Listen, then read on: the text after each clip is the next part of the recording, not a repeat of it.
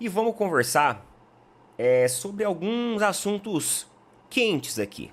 Eu andei fazendo uma pesquisa aí e eu encontrei algumas contradições nesse mundo do futebol. Coisas que eu falo pra você que geram muita incoerência. É por isso que esse debate do fair play financeiro, ele se torna tão caloroso. E existem algumas pessoas que são contra o debate do fair play financeiro. Existem pessoas que são contra. E a gente vai falar sobre isso também mais a fundo, talvez em algum outro vídeo, enfim. A gente vai falar sobre isso em algum outro momento. Mas hoje eu quero chamar a atenção para vocês por algo que acontece no futebol brasileiro e a gente entende como que esse mundo nosso, ele é um peso e duas medidas. Como que esse mundo nosso é uma questão de perspectiva. E aí você começa a compreender como que algumas equipes se mantêm vivas, mesmo com uma irresponsabilidade absurda. E talvez você vai falar assim, pô, Neto, tu vai falar do Corinthians de novo? Basicamente sim, também. A gente tem mais assunto hoje. Porém, eu acho que é importante nós estarmos cientes e vigilantes do que acontece nos bastidores do nosso futebol. E a minha intenção hoje aqui é relembrar vocês de coisas que aconteceram alguns anos atrás, que travaram equipes de futebol, mas agora, pelo que eu tô vendo, vai acontecer para favorecer principalmente o Corinthians. Vamos começar com essa contratação que o Corinthians anunciou. Porém, o presidente já apareceu na televisão falando que falta alguns detalhes. O cara já ia vir para São Paulo no final de semana, já não vai vir mais. Diz que vai fazer os exames lá na Holanda. E aí vai vir mais pro fim de semana. Então, a pergunta, será que eles avisaram o jogador que ele tá contratado pelo Corinthians?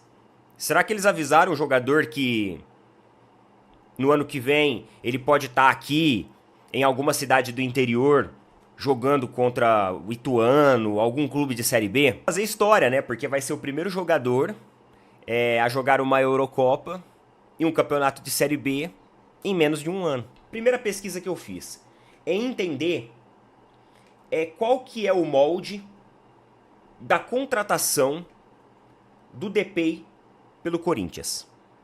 Como que vai funcionar isso? Vamos lá. O UOL apurou que para se resguardar de um calote no futuro, o time do Corinthians tem uma cláusula com previsão de uma multa altíssima. Ou seja, muitas pessoas estão falando a contratação do Depay vai ser pago com o patrocínio da empresa de futebol que tem o patrocínio master. E muita gente está achando que esse valor ele já foi depositado no início do ano para o Corinthians. Mas não. Esse valor ele não foi depositado para o Corinthians. Esse valor ele é pago de acordo com um contrato e parcelas que vão passando ao longo dos meses. Então o Corinthians não tem esse valor de 60, 70 milhões de reais em caixa para colocar. O André Hernan destacou que o Corinthians fez uma engenharia financeira para contratar o Depay. André Hernan, o Corinthians não fez uma engenharia financeira. O Corinthians não fez uma engenharia financeira.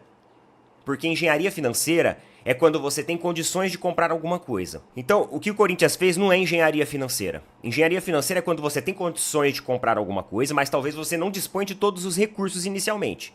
Então você vai lá, joga um valor de entrada, faz o parcelamento do resto, mas você tem um fluxo de caixa que permite com que você faça o pagamento dessas parcelas. O Corinthians não. Hoje, se você pegar a dívida do Corinthians, ela é maior que a receita do Corinthians. Que engenharia financeira é essa que permite com que o Corinthians gaste 70 milhões de reais em um jogador?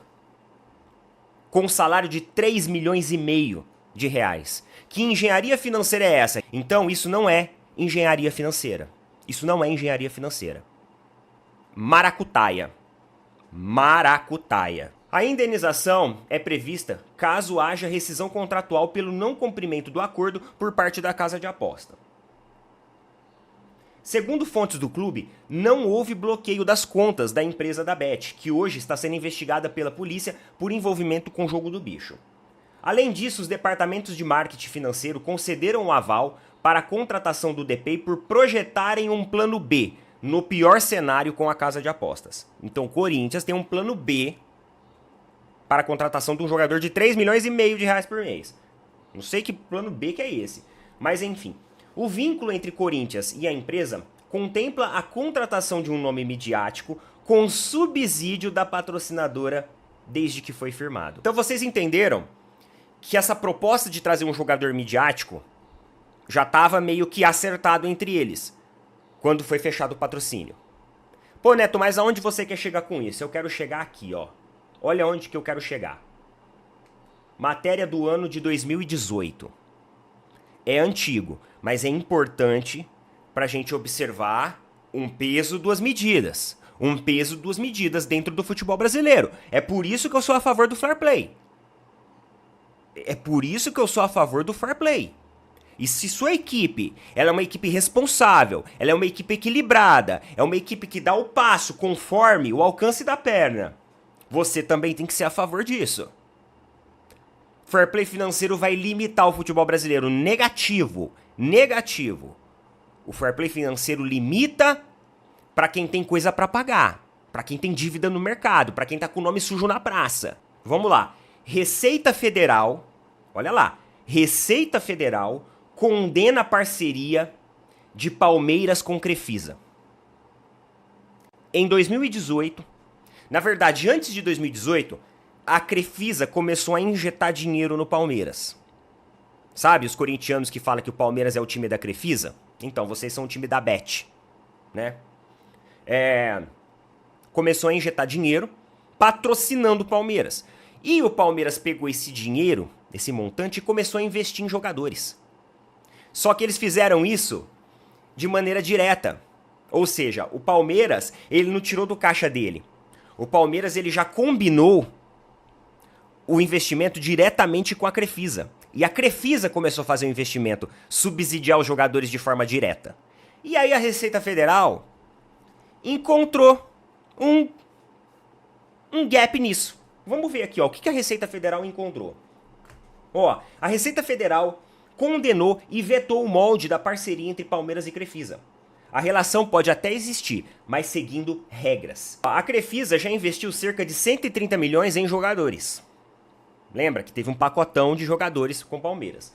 O que antes era o risco zero, agora passa a ser um compromisso futuro.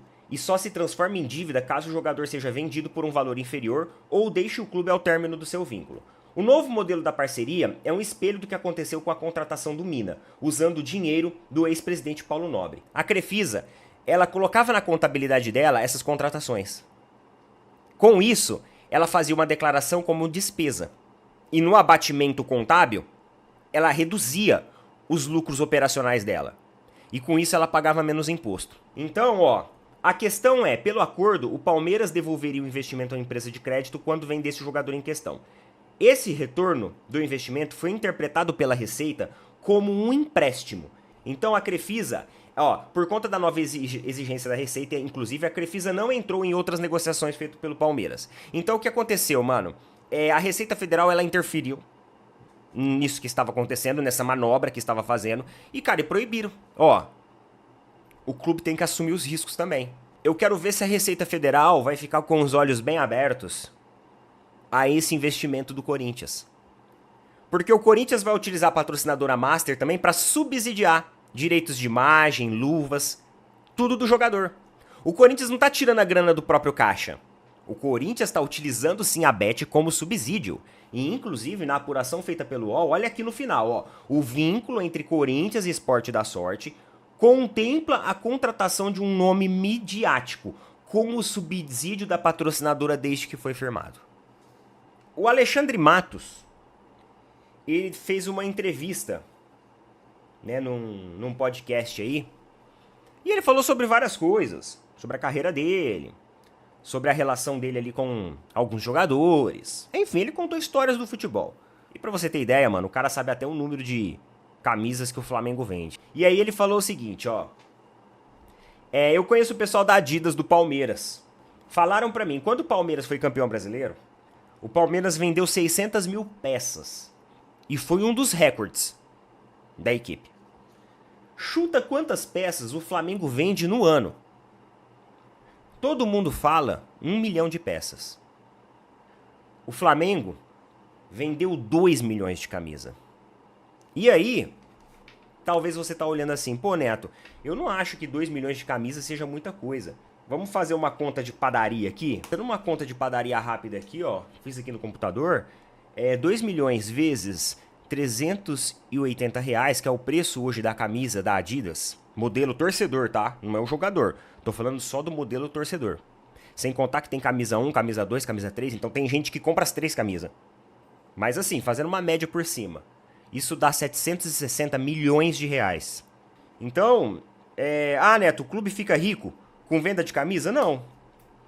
O clube não fica rico com venda de camisa. Mas ele consegue melhorar o valor da sua marca. Na hora que a Adidas vai lá e quer colocar o símbolo dela aqui, ou a Nike, ou a Puma, eles têm que desembolsar uma grana maior para isso.